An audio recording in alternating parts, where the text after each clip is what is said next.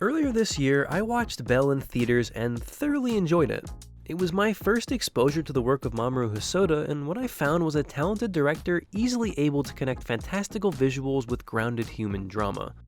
However, while I came out of that film content with what I had seen, others far more familiar with Hosoda's previous works were a bit colder, claiming that the film wasn't as solid as some of his past efforts.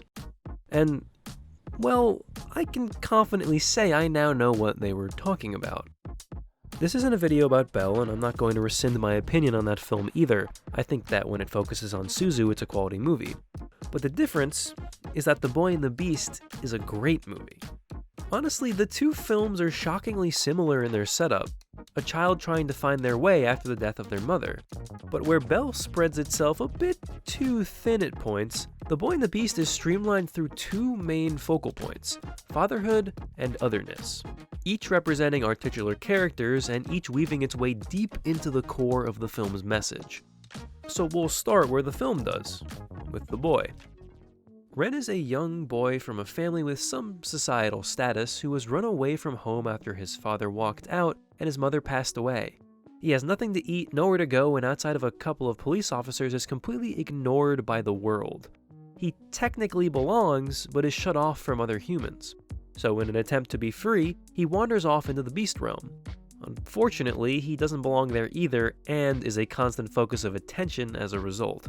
He is an other in both worlds to a much different effect, forgotten outside the periphery in one and a flashing beacon of potential danger in the other. Through this dual lens, I think the film actually handles the idea of otherness in an interesting way, acknowledging that it exists, but as a state of being, not as a motivator. I was actually shocked how quickly the issue of him being a human in the beast world is resolved for almost all of the characters. He is still fundamentally different, but he is accepted through that difference. I think you could read that as strength conquers all, but I'm not entirely sure that's the intended result. In fact, I know it isn't, because Kumatetsu is one of the strongest fighters in the entire realm, and yet he is still isolated. He himself has been othered within his own realm, for being uncouth, abrasive, and unable to foster a pupil. In a way, he's a mirror image of Ren in the human world, running away from responsibility and societal norms and being isolated as a result. But for Kumatetsu, all of that is a choice. He still belongs in his own realm. He just refuses to endear people to himself within it. For his young pupil, it's different. Even after the beast people accept Ren and treat him with respect, he is still first and foremost human. He is a talented fighter, important contributor to the community, and friend to many, but he will never belong. That's just the way it works. He must be true to his birth. The story makes it clear that heritage is still important even amongst the new bonds of found family. Ren still has a desire to reconnect with humans, to learn human ways and find his biological father even after years of separation. One's own culture is incredibly important to a sense of self. Attempting to deny that breeds nothing but contempt. Complete assimilation is not the answer, as it does nothing but repress and agitate. Who you are is who you are, and you must embrace that. While Ren lives his life amongst the beasts, he is still 100% a human. So isn't it fitting then that the ultimate villain of the story is Ichirohiko, simply Ren's foil? Someone who grew up wanting for nothing except a different identity. Someone who tried to assimilate, who was denied their true being and saw that lead to nothing but anger. With the embarrassment and jealousy towards another human being able to live freely as a human, leading him over the edge. This is why Kaede is so important to both Ren and the story. She is his connection back to the human world, back to where he truly belongs. Someone there who finally sees him as a friend instead of a stranger. She helps him learn how to read, how to write, and essentially exist as a human again. For all intents and purposes, she brings him back from the dead. In the eyes of that world, the human known as Ren no longer existed. This only being possible because he kept that identity alive while in a world where it was not welcome. He was Kyuta, but he was always still Ren. And similar to how Kaede helps him fully return, he wasn't able to keep that fire lit just by himself. Take the scene where Ren thanks his two gay uncles for helping raise him. Ren was able to live as a human, was able to grow into his own through the help of everyone who raised him, with no one being more important to him than our other titular character, the Beast. Kumatetsu is strong, ambitious, and rough around the edges, but most of all he's earnest, perhaps far too earnest at times. This leads to him putting absolutely no effort into maintaining superficial relationships and causes his teaching methods to be a bit too straightforward and unlearnable. He may be physically strong enough to become the new Lord of the Realm, but his stunted emotional development has left him without the leadership abilities to actually lead it. To him, becoming Lord isn't about some higher goal or noble ambition, it's a way to prove everyone wrong, a way to validate all the work he's put in, and a way to forcefully remove his other status. And most of all, it's something he feels he has to do alone. In that way, in that headstrong desire to strike out on his own and achieve things for himself, he sees a lot of himself in Ren, even if he won't openly admit that at first. There's a reason he takes interest in a random human child sitting on the side of the road. While they are similar, particularly in their stubbornness, they're not the same. Instead, they more resemble two neighboring puzzle pieces that fit perfectly together. They're a perfect pair of others, providing for each other what they both lack. For Kumatetsu, he gets a pupil he so desperately needs, but he also gets someone able to meet him head-on and smooth out some of those rougher edges. Someone he has to take care of and ultimately learn from in return. For Ren, he gets a home, a family he never had, and most importantly, a father. Now, Ren never refers to Kumatetsu as his father directly, or even indirectly. But even if you lean towards a master-pupil relationship, it's impossible to see them interact in any other way than father and son. Ren respects Kumatetsu more than anyone else, but in a very specific way.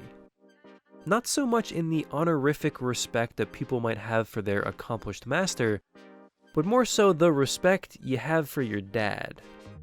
A respect that is true and an adoration that is strong, but combined with the constant will to clown on that man as often as you humanly can. Ren and Kumatetsu are in a constant state of banter, and there isn't anything more familial than that. Their relationship is strong and is proved unbreakable even as Ren gets tempted back to the human world. It's a relationship full of push and pull and is a beautiful way to show that while parents are responsible for guiding their children, children also help parents grow as well. I am very lucky to have a very close relationship with my father, mostly because I'm not sure who else would listen to me talk about the Baltimore Ravens for hours at a time. And while we've always had a good relationship, it's certainly gotten a lot stronger as I've gotten older. Because parenting evolves with age. What once required discipline now requires kindness. What was once a teaching moment is now a learning moment. What was once dad is now your best friend.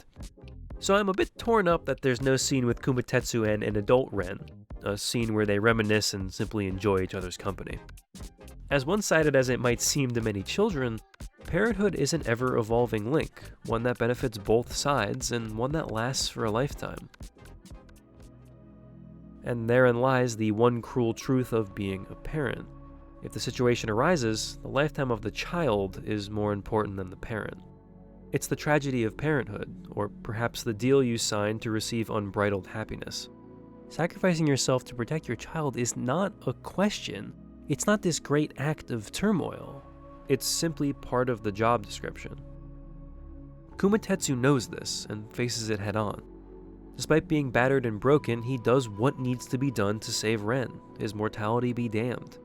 If he can do anything to help his son, he will. No questions asked. It's the culmination of a relationship that started on a rainy, deserted street many years before and ended with the ultimate showing of fatherly love. An ultimate sacrifice of not only life, but ambition, future, and fulfillment.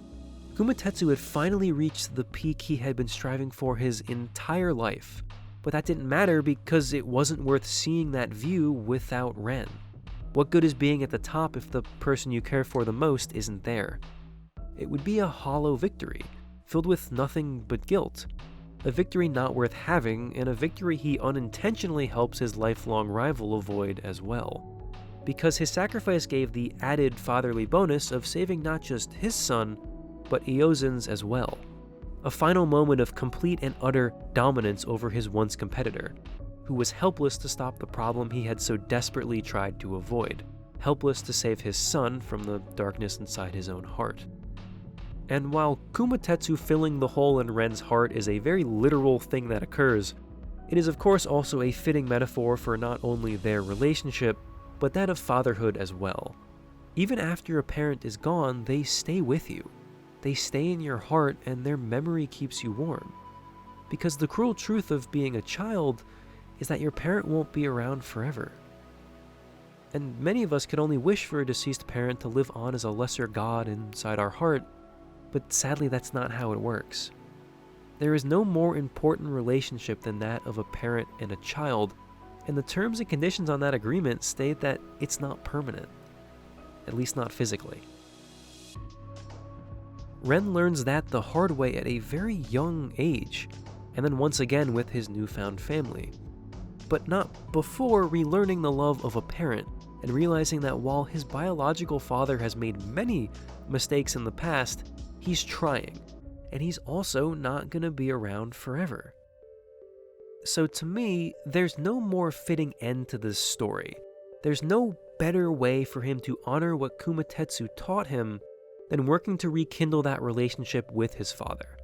A lot of people don't get a second chance, and I think it's beautiful that the boy who was abandoned and found on the side of the road is able to not only get one, but give one as well. The boy who didn't belong in either world was able to save both, and the beast who couldn't hold a pupil for longer than a day was able to become an exceptional father.